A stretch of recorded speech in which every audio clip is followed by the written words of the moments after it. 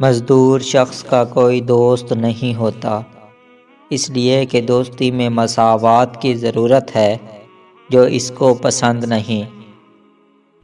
مغرور کو کوئی نصیحت نہیں کر سکتا، اس لیے کہ ناصح ہونے میں برتری کی ضرورت ہے، جس سے اسے نفرت ہے۔ کتابوں کی سیر میں ہم داناؤں سے ہم کلام ہوتے ہیں، اور کاروباری زندگی میں ہمیں احمقوں سے کام پڑتا ہے۔ عورت کا دل مرد کے دماغ پر حکمرانی کرتا ہے۔ اگر غرور کوئی علم ہوتا تو اس کے سند یافتہ بہت ہوتے۔ زندگی میں کامیابی کے واسطے پہلی ضروری شرط یہ ہے کہ ہم حیوانات کی طرح حلیم، صابر اور محنت کش ہوں۔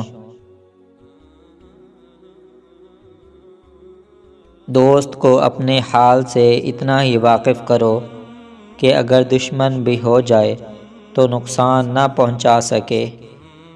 تعلیم کا بڑا مقصد علم حاصل کرنا نہیں، بلکہ عمل کی قوت بیدار کرنا ہے۔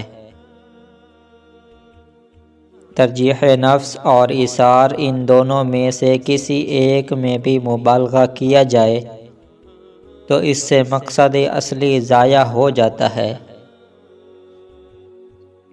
اس پراسرار کائنات میں ایک ہی چیز پر یقین ہے کہ ہمارا تعلق ایک ایسے لامحدود سرچشمہ توانائی سے قائم ہے جو تمام اشیاء کا مصور ہے۔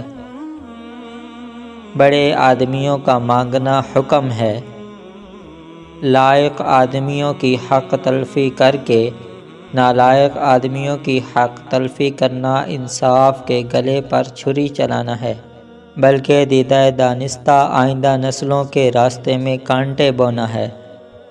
دنیا میں سب سے مشکل کام اپنی اصلاح ہے، اور سب سے سہل دوسروں پر نکتہ چینی۔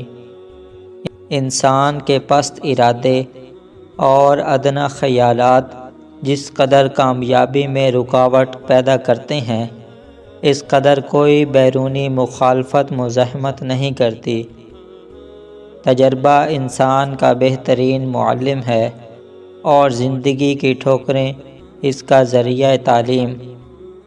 ادنیٰ سے ادنیٰ انسانوں میں ایک چرواہا جو جنگل میں فرش پر لیٹا ہوا ہے، اور ایک بے رحم کمہار جو لنگڑے گدھے کو ہانک کر لے جا رہا ہے، تمہیں کئی ایک ایسی باتیں بتا سکتا ہے جن سے تم پہلے واقف نہیں ہوتے۔ امن چاہتے ہو تو کان اور آنکھ استعمال کرو، مگر زبان بند رکھو۔